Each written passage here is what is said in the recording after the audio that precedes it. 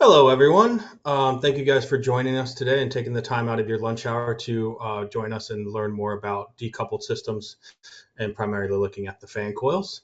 My name is Sean Durick. I am a technical sales engineer with Buckley Associates. And with me, I have Mason on the line from Price's fan coil team. Today, we're going to be talking about decoupling the systems, the overall systems with these hydronic fan coil units. We are seeing a lot more hydronic systems out there in the market recently. Some of that might be because of the refrigerant change. Some of that's a lot because of the improvements in technologies with heat pumps, getting us better lower water temps at more efficiency, better boilers, geothermals, a big thing up here in New England, especially. So we are seeing a big push back towards hydronic. So we wanted to make sure that everyone is up to speed on what Price offers on that side of things. So today we're going to be looking at decoupling systems. We're going to be looking at fan coils, why they're being used more often, how to utilize them to the most benefit on your guys' projects. And then we're also going to look at the acoustic side of things with the case study towards the end that really brings together the benefits of working with Price and that manufacturer. They're always innovating and they're able to bring in all their business units, whether that's noise control, their coil division, fan coil division, and really come in with a comprehensive product for really unique applications. And we'll get to that towards the end. Before I pass it to Mason, just a couple more housekeeping items. So everyone that has joined today will be in listen only mode. Um, we ask that if you have questions, we do encourage you to ask questions. We are here for you, so we want to make sure you get the most out of this. So please, if you have any questions, please use the chat function or the question function. And towards at the end of the presentation, we'll go through some of those. If we run a little bit past one, we'll end the presentation to make sure everyone can get back and doesn't miss too much of this. And any questions we don't answer, we'll email those people directly. So with that, I will pass it on to Mason. Awesome. Thank you very much, Sean, and Buckley for having me. My name is Mason Kuyampa. I'm a senior project engineering specialist with the Price fan coil and terminal teams. I've been with Price working on these pieces of equipment for a few years now and excited to talk today about fan coils. And what we'll kind of walk through today is how a fan coil has been used historically and how are we seeing them being implemented more and more. Why is that the case? And what are some typical applications or applications where we can add value by utilizing a fan coil type system. Uh, Beyond that, we'll analyze some of the specific features, ways to add value to a fan coil unit type system, and look at, like Sean said, a case study of a unique fan coil project that we worked on with Buckley, um, where we were able to combine, working closely with Buckley and with the engineer to uh, identify project requirements and then leverage a lot of our capabilities here at Price to come up with a really effective solution.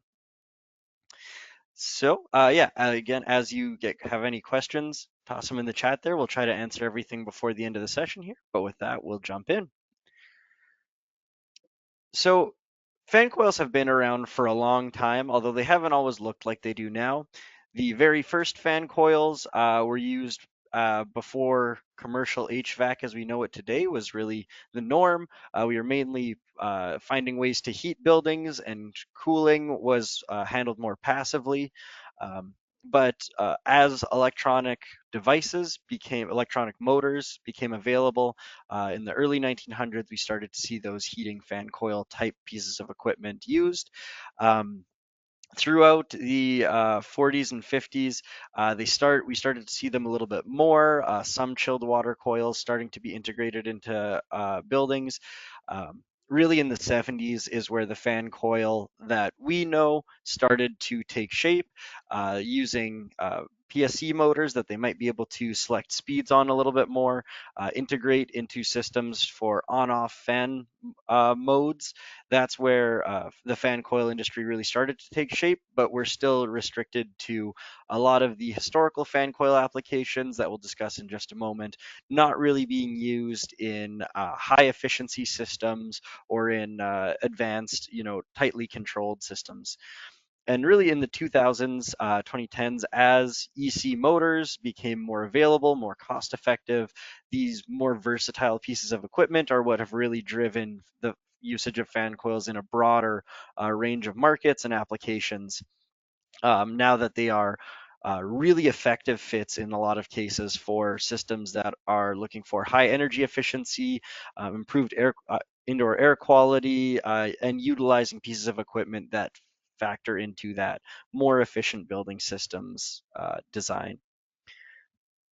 So historically, we're seeing fan coils used in one-off zones and or repeat zones.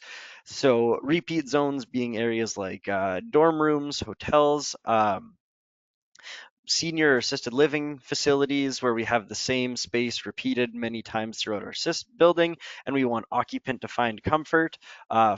Something like a cabinet vertical fan coil unit that we see pictured in the top left there is a really simple design to allow for that occupant defined comfort in each of these spaces, and really minimize the amount of air distribution in your system. We also have seen them used in one-off zones, like areas like stairwells or vestibules or mechanical rooms where we have possibly high cooling and or heating loads, but very little occupancy, often little to no acoustical concern. We just need to treat the space for thermal comfort somewhat in that space, and as long as that's covered, we're happy. That's been historically the use.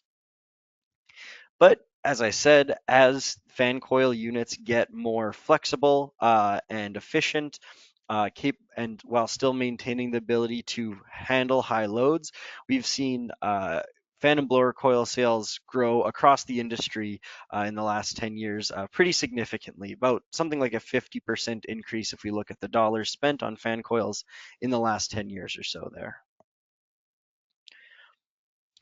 So looking into how we're using fan coils being used today, one of the first sort of questions or topics to tackle is why are we using fan coils? And so like I said, it's a few different areas of improvement in terms of technology.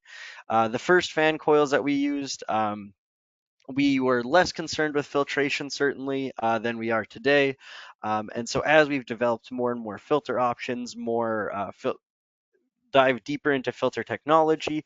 We're now including larger filter racks that have deeper filters. This allows us to have a lower filter pressure drop because what we're doing is essentially increasing the surface area of that pleated filter. So the thicker it gets, we're still filtering the same amount based on that filter's rating, but by increasing the amount of media there, we're able to minimize the pressure drop, lengthen the amount of time that a filter can be in service before it needs to be swapped out. And we've also, as mentioned, have improved our motor technology. Really had two main options before. Before ECMs were really popular, which would be a forward curved motor like is common now, but with a PSC motor. However, PSCs don't perform efficiently in turn down. They're set to be a single speed motor and they're typically not variable speed with digital controls. We'd also have something like a constant speed belt-driven motor for large blower coils, which are capable of high loads, high air volumes, high static pressures in your ductwork, but again, not as variable, very large equipment, often more working parts, so more maintenance involved. So as we've moved into the direct drive blowers, ECM fans, that's allowed us to thrive in a lot more wider variety of applications. So another reason that we're seeing these hydronic systems being leveraged more and more in industry today is the efficiency of distributing energy through hydronics. So when we compare the volume of water to a volume of air, how much heat can either of those fluids carry? We would see that water by volume can carry about 3,400 times more energy than water. That's based on that volumetric heat capacity. But of course, water is also heavier than air. We need to support that. That's something that's critical to our building design as well.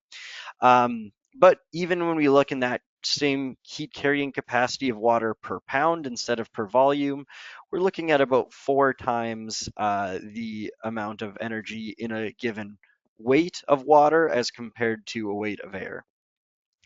So really what this means is that our building energy distribution changes a lot in terms of size and shape and mode. Um, where in an all air system, we might be serving a space with an 8-inch by 14-inch rectangular duct. Um, that's bringing in all of our conditioned supply air.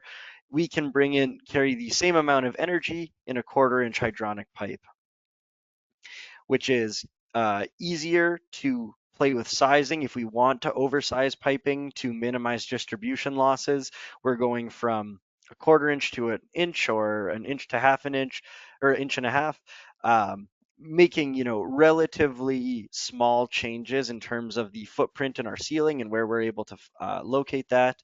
It's much easier to hide hydronic piping because it is so much smaller architecturally than large air ductwork. It's also much easier to identify leaks in hydronic systems, test for that, and remediate that. Whereas typical rectangular ductwork systems, we always know there's going to be some leakage in that system, but identifying that for efficiency's sake is going to be a little bit more of a challenge.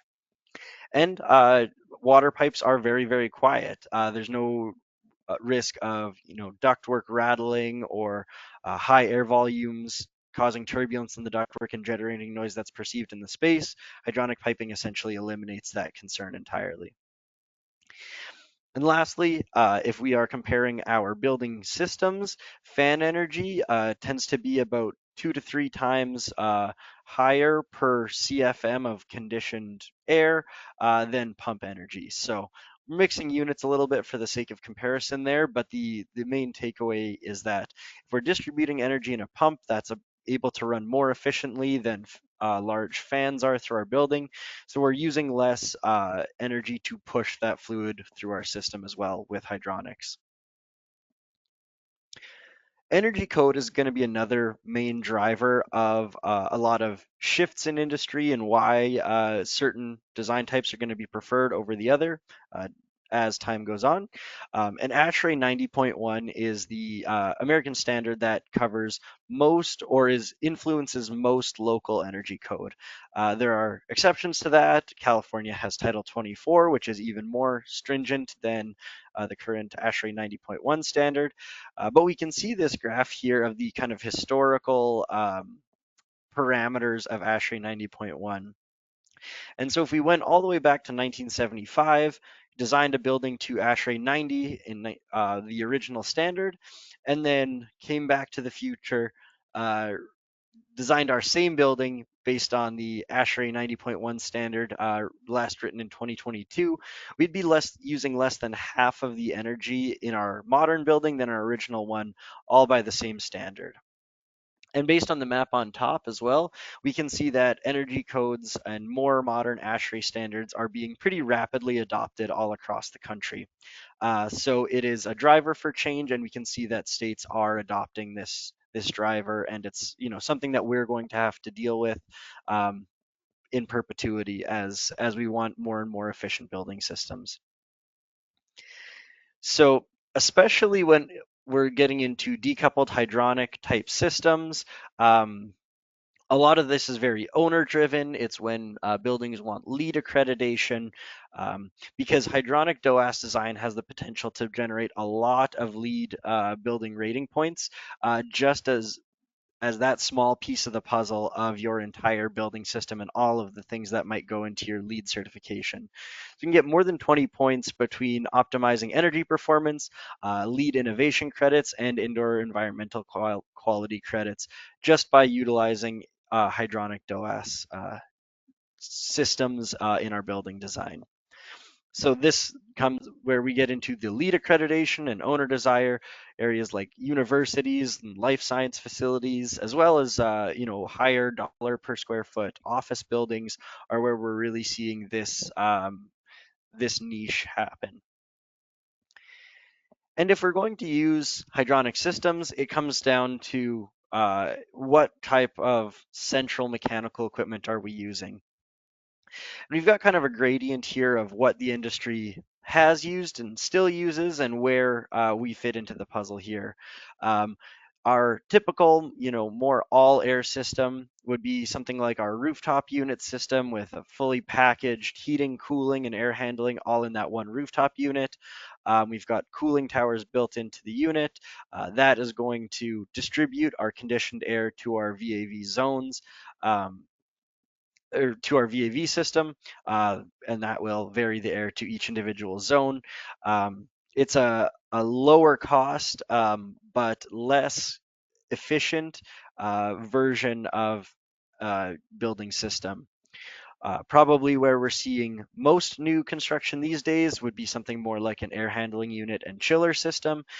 So we do have a dedicated uh, chiller that's going to provide chilled fluid to our air handling unit. We've got some kind of boiler or heat pump in our system for heating. This is a typical VAV box system setup. We've probably got cooling only happening at the air handling unit still, but then we might have reheat coils for our interior zones provided by that boiler or heat pump as well. A little bit more expensive because we've got the chiller as well as our air handler unit now as separate pieces of equipment, but more efficient for large scale systems. And then on the far end, the most efficient, maybe most design involvement in the system would be our dedicated outdoor air system with chiller. So this is, again, we're going to have a boiler or heat pump paired for our heating fluid. But in this case, our DOAS air handling unit is only providing enough air for ventilation, and that chiller and boiler are going to provide conditioned fluid to individual zones for conditioning on a per zone basis. And we'll get into the details of how that is implemented a little bit more further on.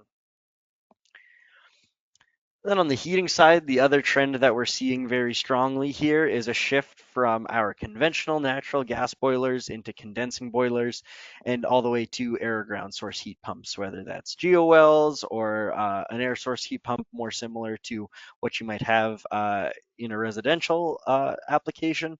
But one major consideration as we move into these more efficient heated water systems.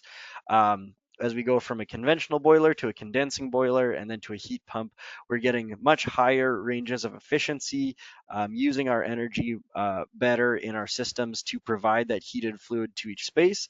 But as that equipment gets more efficient, it's also going to be our hot water supply temperatures to our VAV system are going to get lower just based on the limitations of those pieces of equipment.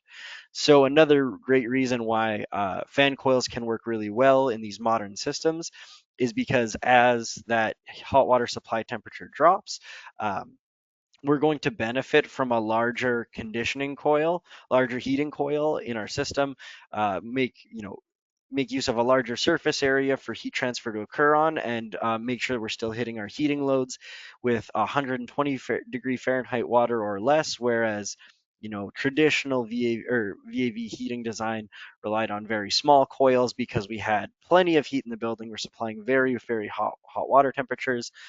So as we change those supply temperatures, that's something that we need to consider with hydronic reheat as well. So all of those factors combined, we're seeing a lot of new fan coil vertical markets on the rise very quickly. Between lab and life science, large schools and universities, hospitals, and high-rise, high dollar per square foot office buildings. We're seeing fan coils being used much more commonly for a variety of reasons, like we said. Precise ventilation in a dedicated outdoor air system, which is what we'll touch on next. Able to manage very high loads while also being variable pieces of equipment due to that ECM technology. We're downsizing our duct mains and able to utilize things like energy recovery, chillers, and heating equipment as well. So jumping into a little bit of a case study as to this dedicated outdoor system style of building design, what are the main considerations, and where do fan coils really find their niche? Why are decoupled systems beneficial in general? We can use this little this mini office sort of case study that we've developed for the sake of demonstrating a lot of our, or why these decoupled systems are so beneficial. So when we're designing or laying out our spaces in this office building, it typically starts with ventilation. Based on our zone occupancy and activity, we're going to have different minimum ventilation requirements. Um, that's typically dictated by ASHRAE 62.1. So in this case, we've gone ahead, assumed occupancy in our office, our boardroom, and our lobby there, and based on ASHRAE 62.1, come up with our ventilation rates required. Additionally, each of these spaces is going to have some amount of cooling load that's going to be calculated as part of our overall building calculations. It's going to be affected by solar loads, equipment in the space, activity again. So we can run some cooling calculations and come up with the sensible cooling load on our design day that we need to be able to tackle. Now, if we assume 55-degree supply air, fully saturated, so 55-degree air dew point, very typical airside, design day cooling assumption. We can convert from that sensible cooling load into a sensible cooling airflow. This is the volume of air at those supply air conditions that we're going to need to supply to hit those sensible cooling loads that we just calculated previously. So now we have two airflows associated with each zone. We have our ventilation rate and we have our sensible cooling design day maximum rate. And we can compare those two to get a ratio between how much outdoor air we need to supply to the space versus how much total supply air is going to be needed. And what we can see in this case is it's pretty variable. We've got our one office that's about 18% supply air. Some of these zones may be larger zones with fairly low occupancy, less than 10%. But when we see a highly variable ratio, in our system, that's when a dedicated outdoor air system, and whether it's a chilled beam, a fan-powered terminal designed for DOAS, or a fan coil, that's when we might see benefit to implementing that type of system.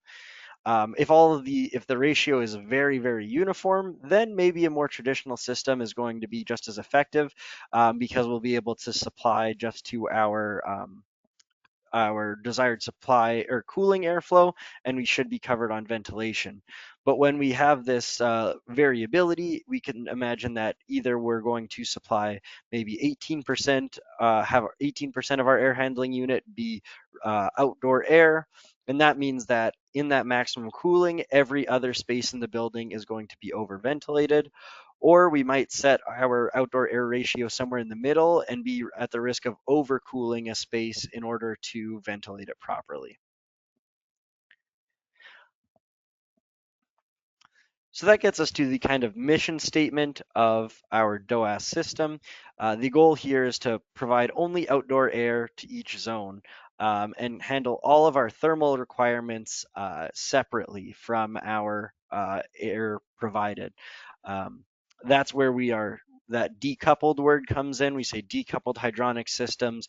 We are separating out the needs of each zone into ventilation and thermal comfort. Those requirements are now decoupled, and we're going to come up with tailored equipment to provide both of those needs separately or independently from each other. Helps us to reduce our air handling unit size, our duct size, and improve that system efficiency. And like I said, eliminates having to reheat airflow or risk overcooling that ventilation or that space due to ventilation requirements, and just overall makes our building run a lot smoother. So if we look at maybe a typical dedicated outdoor air system, this could be a fan-powered terminal or a chilled beam as well. The goal is to have our outdoor air meet the ventilation load of the zone, and ideally in one of those type systems where we've got a sensible cooling coil, like a chilled beam, this volume of air will also be dry enough to offset the latent load requirements of the zone. So just enough to offset any humidity generated in the space without increasing the volume more than what ventilation would require. So there are a lot of different strategies for how we might implement this dedicated outdoor air system, and that's something we'll kind of see here as different ways to work through this problem. So once again, we've got different ventilation rates in each space. And now if we look at the latent cooling side or the humidification side, we're also going to have some sort of latent load. We haven't run detailed building loads on this one, so we're going to use the ASHRAE handbook for referencing moderately active office work to estimate a 200 BTU per hour load, latent load per person. So from people exhaling, the humidity added to a space by a person, we're going to assume that to be about 0.2 MBH per space, and that gives us the latent requirement for our space.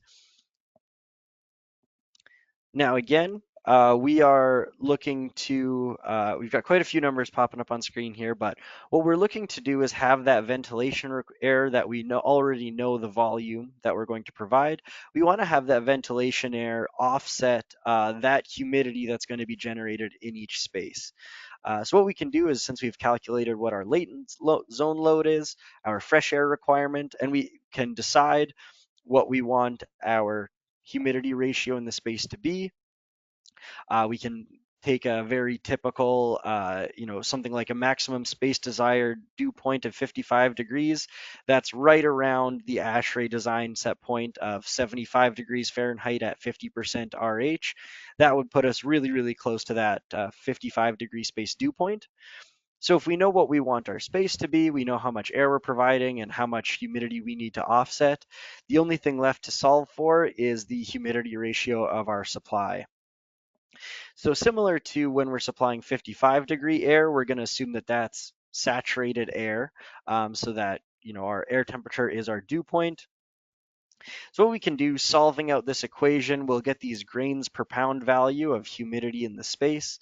But because our air is saturated, we can convert that directly to the temperature of supply air. So what we're saying here at the end of the day is that based on the supply air the ventilation air rate that each zone needs, we're going to need about 47-degree Fahrenheit supply air to be able to offset fully saturated supply air to be able to offset the humidity that's generated in that space. That doesn't necessarily mean that we're supplying 47-degree air to the space. That's going to be mixed with the terminal, maybe tempered a little bit. But that is the temperature that we would need in a system where we've got only sensible cooling at each zone and our ventilation rate is covering the latent load. This is how we would sort of work through that problem and figure out what's needed to satisfy the humidity requirements of the space. So if this ratio is very stable across the building, we can use sensible only products to great effect. So something like a fan-powered chilled water terminal, a chilled beam product, that works really well when we have a very consistent humidity requirement across the space and it aligns well with our ventilation air.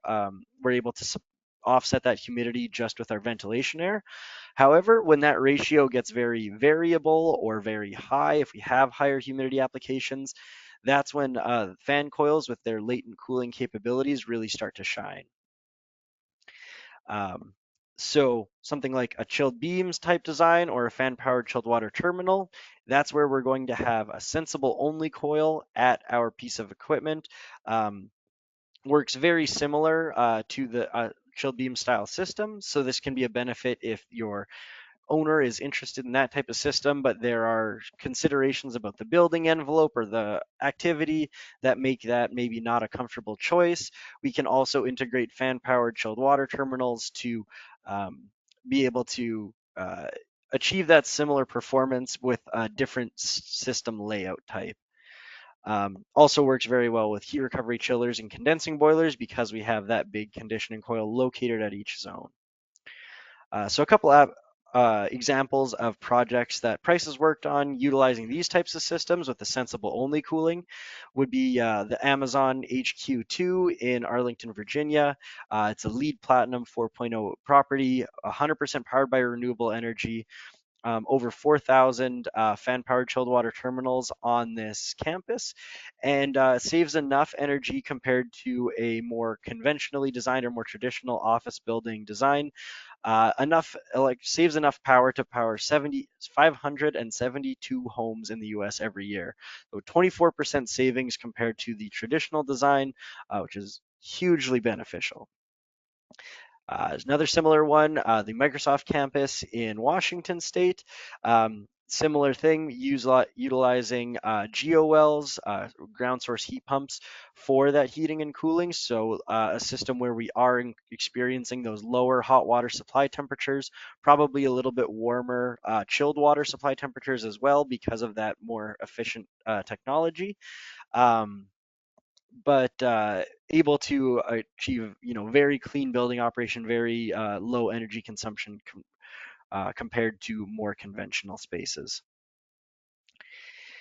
So when we do see that humidity either increase if we have high humidification, low humidity or dehumidification requirements, or if we have very varied requirements for our building, that's when the latent capacities of a fan coil are really heavily leveraged. So the difference between our chilled beam or our fan-powered chilled water terminal and a fan coil cooling coil is that that fan coil is going to be outfitted with a fully insulated and plumbed drain pan. Those coils are designed to condense and have that condensation be collected down through that coil into a drain pan and then be sent back to either just be disposed of through your building system or return to a building water reclamation system. So we're still able to leverage these large fan coil water coils with heat recovery chillers, condensing boilers, heat pumps, you know, get hit our thermal loads while still operating in that lower supply temperature range. But we can also have colder chilled water below the dew point of the air, allow that latent condensation to happen. So a few other applications for that. Lab and life science buildings are a vertical where we're really seeing this become very popular. Both the Weiss Institute and the CRISPR facility are areas that are using Price fan-powered dedicated outdoor air fan coils um, to achieve that high level of ventilation and humidity control in each zone without having really oversized airside systems, a very large central mechanical equipment. Another benefit is fan coils tend to be inherently more customizable or more configurable than a lot of our traditional terminal unit products. So in sound sensitive applications, we can pair those heating and cooling and ventilation capabilities of a fan coil unit with things like custom designed silencers and attenuators, things to manage all variety of application types, while still, hitting those base goals of thermal comfort and indoor air quality that we always have present. And lastly, I think a good just point to touch on with all of these dedicated outdoor air systems is this idea of lower lift systems and why we're saying we see these temperatures changing. So hot water supply temperatures are dropping. We'll say that chiller supply temperatures tend to be rising a little bit. And that's because of this idea of lower lift system and how much delta T are we having in our whole system. The larger that delta T through the entire system is, the harder it is to run efficiently because we're causing bigger swings throughout that. So we need larger equipment to cause those changes in temperature. So what we see in a lot of high-end efficient building design now is a chiller. Chillers are supplying warmer water to become more efficient. Things like heat pumps are being utilized as well, which are increasingly efficient at lower supply temperatures. The further down we go, really, the higher that heat pump efficiency gets. So for a brief you know, some rules of thumb to keep in mind for sizing and selecting fan coils. Really, what it's going to come down to in terms of fan coils are in terms of acoustics is where is that fan operating. There are sometimes other sources of sound in a fan coil unit. Sometimes high velocity through the coil could make a little bit of a noise. Sometimes your fresh air inlet could generate a little bit noise.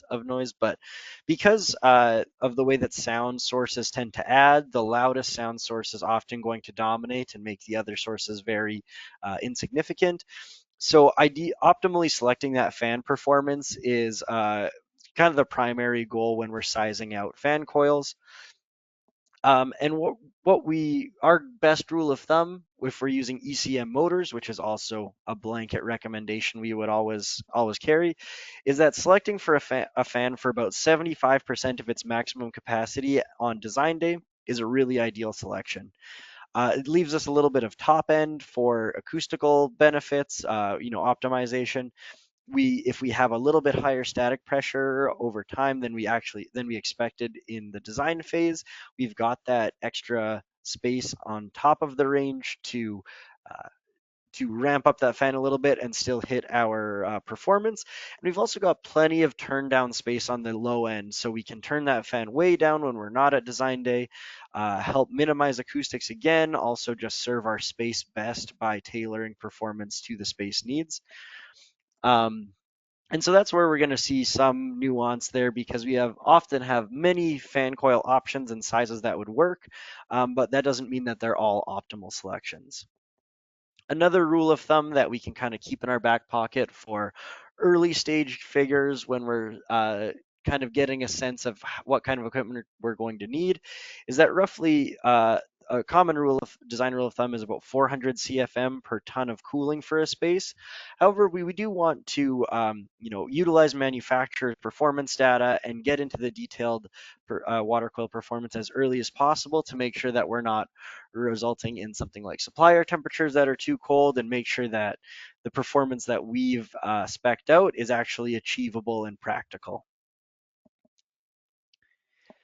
The other piece to selecting fan coils is finding the unit to fit your fit your application. So you have a lot of different sections of the market when it comes to fan coils, which is kind of analogous to how we have different sections of the car market. We've got our low cost kind of budget cars that are going to get you to your from A to B and back. Probably not very customizable. You're a little bit more just buying it off the lot. You're looking for the lowest cost piece of equipment that can get the job done, and you're really not worried about too much else. Then we move into the commodity range, which is probably the highest volume that we see. These are going to be somewhat configurable, but still stick to pretty standard preset configurations, which is going to help us balance cost with tailoring to what we need. Um, then we've got our engineered product category where we're starting to get into higher cost per CFM, but a much more configurable unit, often capable of higher loads, higher static pressures, and can be more heavily optimized for an application. And then the high end is our applied equipment, which is going to be often our small air handling units, our central mechanical equipment, very high load, high static pressure, high range of performance, very customized, and high cost. So where price kind of fits into that puzzle is in those last three categories. Commodity fan coils and engineered fan coils are where we mostly occupy. We do have a few units that are starting to dip into that applied category as well. But we see most of our range tends to be in that commodity and engineered product. As far as looking through a typical manufacturer's catalog like ours as well, that those commodity pieces of equipment tend to be the smaller, more single zone pieces of equipment. Whereas as we move into the engineered products, we're either getting into more specialized zones or larger zones. Now, for the sake of time, I won't walk through all of our products, unfortunately, but I will do a little highlight on these commodity fan coils and some of the new developments in that area recently. So whether it's a concealed commodity fan coil like the ones shown here, that are designed to be hidden in the ceiling or built into bulkheads, or an exposed fan coil that's in some sort of a painted cabinet and located right in the space. We see similar applications for both types of equipment. Really, it's an architectural design at the end of the day between the two. And these are going to be, in that 2 to 1200 CFM range. These are smaller single zones, relatively cost-effective pieces of equipment. So great for places like the dorms, multifamily developments, barracks, where we want that occupant-defined comfort on a zone-to-zone basis. Um, Also capable of yeah, things like classroom retrofit when things like outdated equipment like induction units have been used in the past. Oftentimes, this type of fan coil equipment can be used as your retrofit piece of equipment. So a lot of different layouts here as well. We've got our horizontal and our vertical units, both in the concealed and the cabinet versions.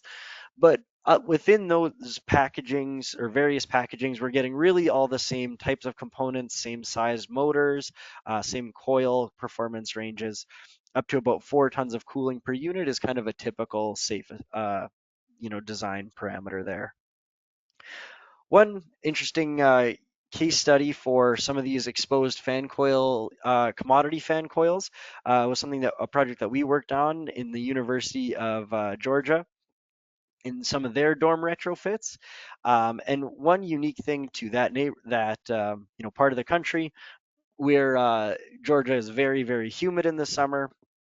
That's a major concern, especially in something like a dorm room, um, where we're going to have to cool, but then also just make sure it stays dry enough in there. We're not getting mold growth or anything, especially if people are going home for the weekends and leaving their rooms fully shut and all that.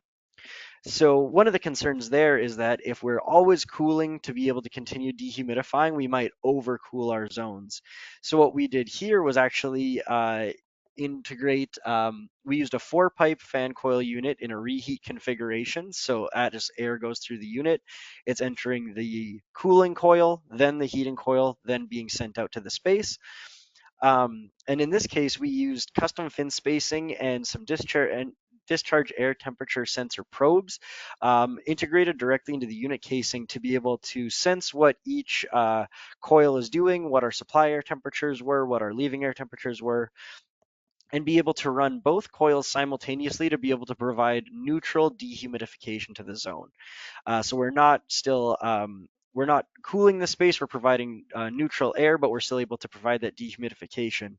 And a huge benefit to this project was having our research center capabilities up here in Winnipeg to verify the dehumidification performance, ensure that in a high humidity environment, we're not going to have condensation flicking off that coil and entering our ductwork.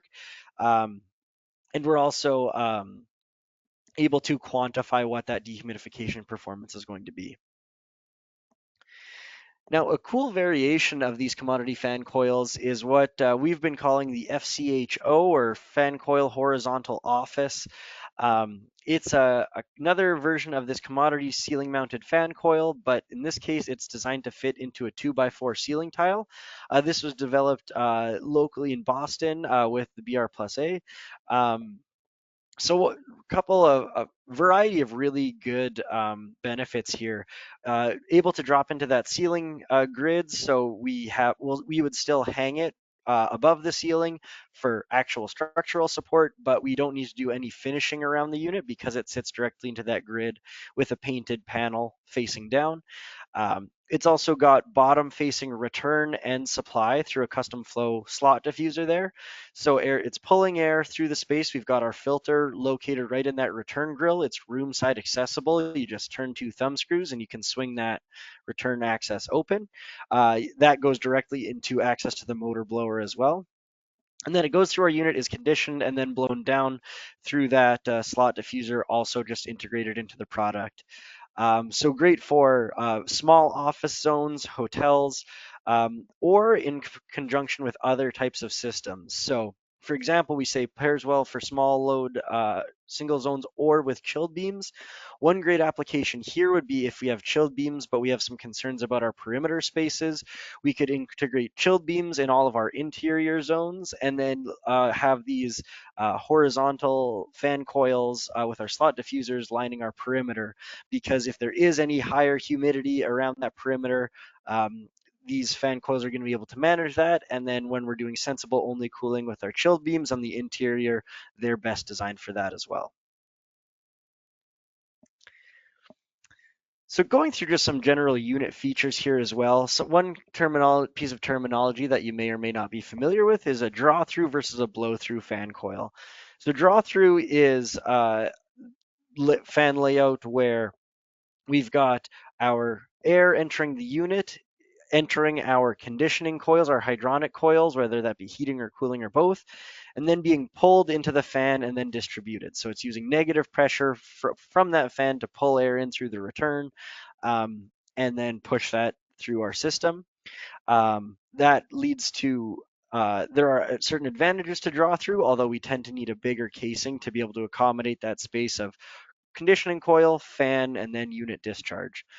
A blow-through unit is often more compact. That's where we have our air entering, hitting the fan first, and then being blown through those hydronic coils. There are benefits to both types of systems. Like I said, blow-through tends to be more of a compact casing. But when it comes to DOAS systems, that's another area where we might have some benefits.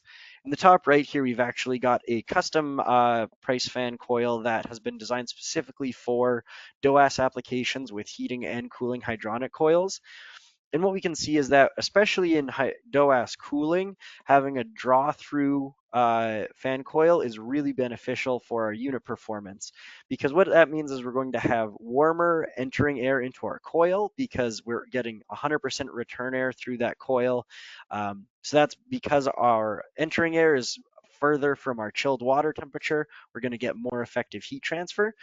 We've also got less total coil airflow on that cooling coil, which is going to minimize the air pressure drop as much as possible. And then that cooled return air is going to mix with our fresh air and be pushed through the fan and out into our main system there. Whereas if we have a draw through, blow through unit, we have the same thing, but by mixing that primary air or that fresh air and our return air before it enters the coil, now our coil entering air temp is lower and our coil airflow is higher, which is less ideal for an efficient selection. Additionally, on this particular unit for then in our heating, we have the heating coil on the discharge because that allows us to temper that fresh air, ensure that we're warming it up enough. And if we're in a deadband mode where we're providing only ventilation, we can also neutralize that air if that's something that our space needs and provide it at something like a 70 degree Fahrenheit, just neutral temp. So by packaging our fan coil units with fresh air inlets directly in the unit, we remove extra space for VAVs, extra ductwork in our system. Rather than having a fan coil unit and a VAV both in our space, we can combine those pieces of equipment into one by including a fresh air inlet like we have shown with the blower coil on the right.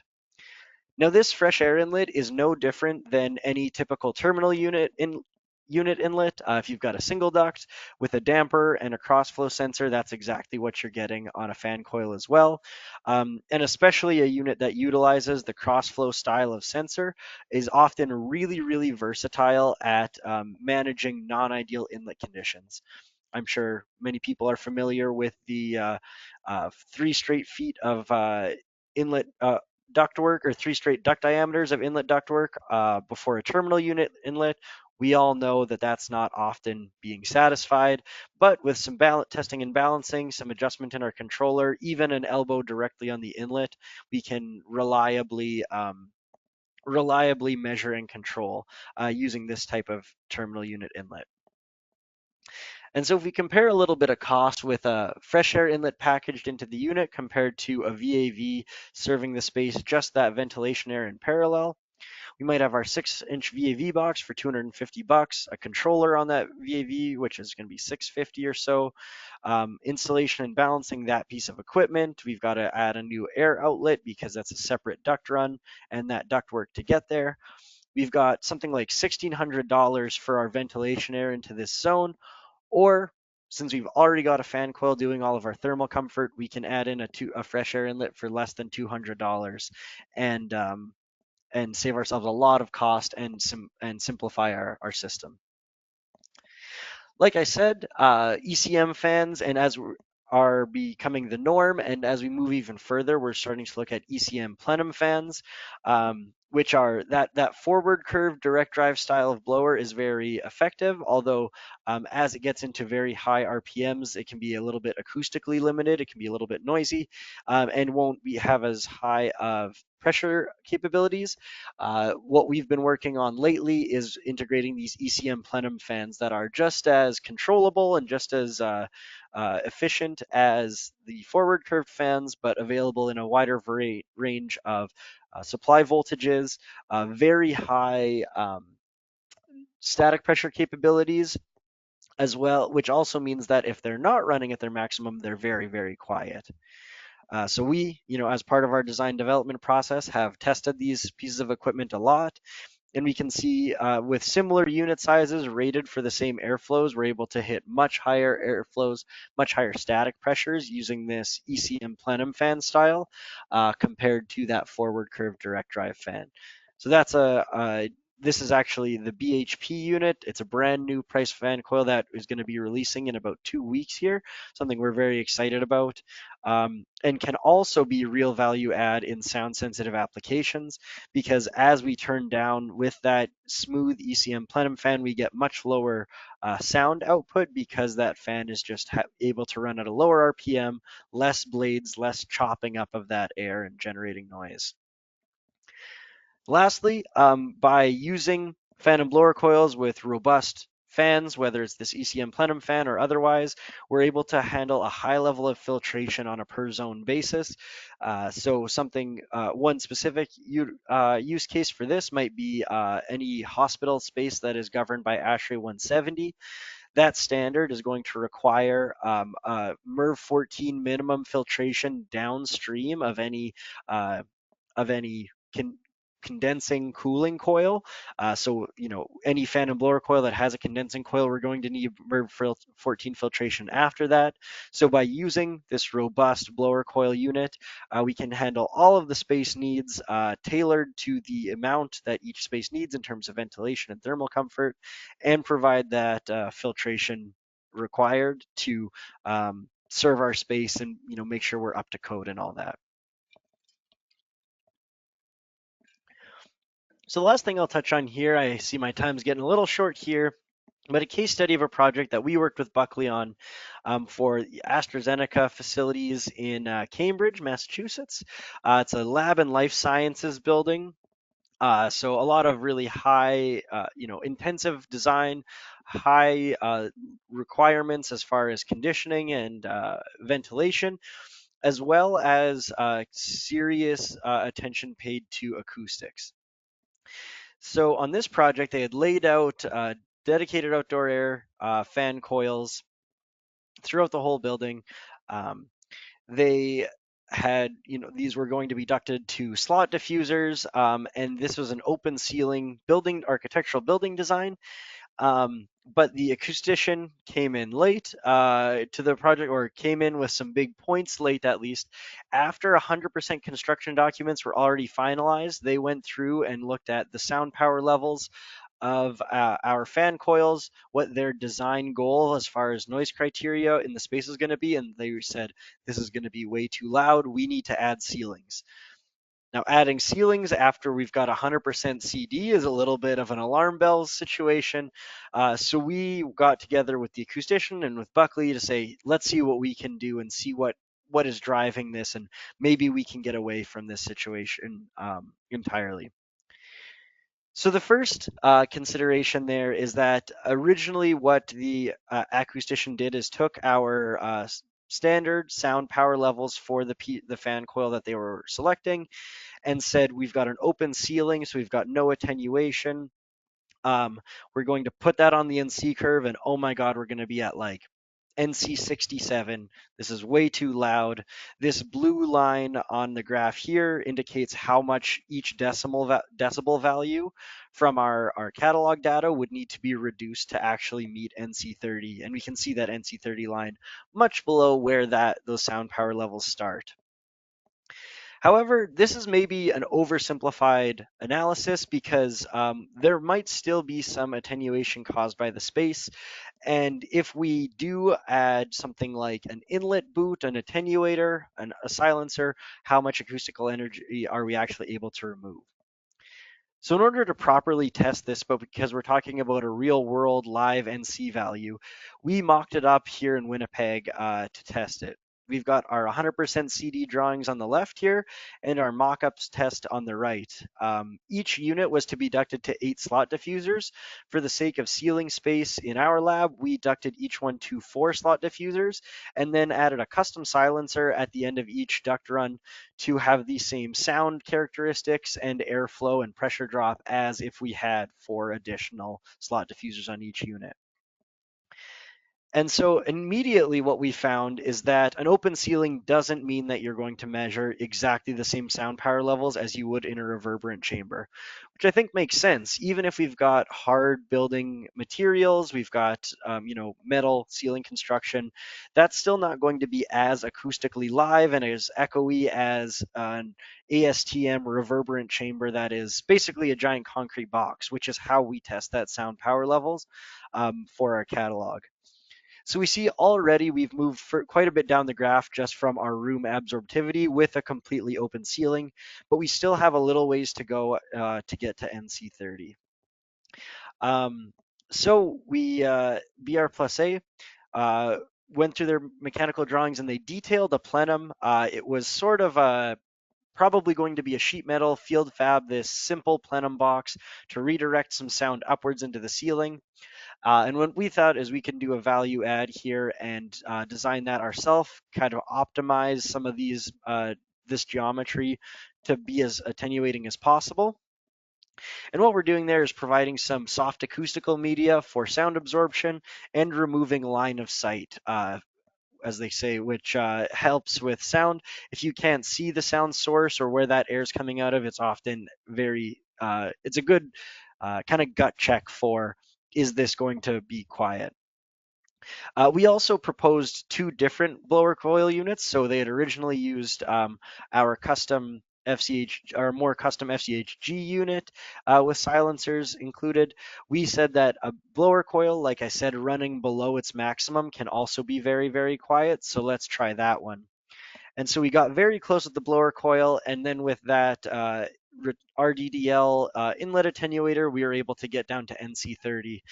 We were able to bring that acoustician up to Winnipeg and show them the mock-up, test sound power levels live with them in the room, and prove that this could work and that we didn't need to add ceilings to an entire building this late in the project, which is huge savings, huge headache off of avoided for everybody, and really, really beneficial there. So we were able to remove a quiet single duct terminal unit. We integrated that into our blower coil unit and changed into a blower coil unit from that fan coil to optimize the acoustics and provide a really ideal situation for a pretty tricky project problem. So really the main takeaways there are that, fan and blower coils are not restricted to mechanical rooms and corridors. They can be used in acoustically sensitive spaces, even in open ceilings to, a high level of performance.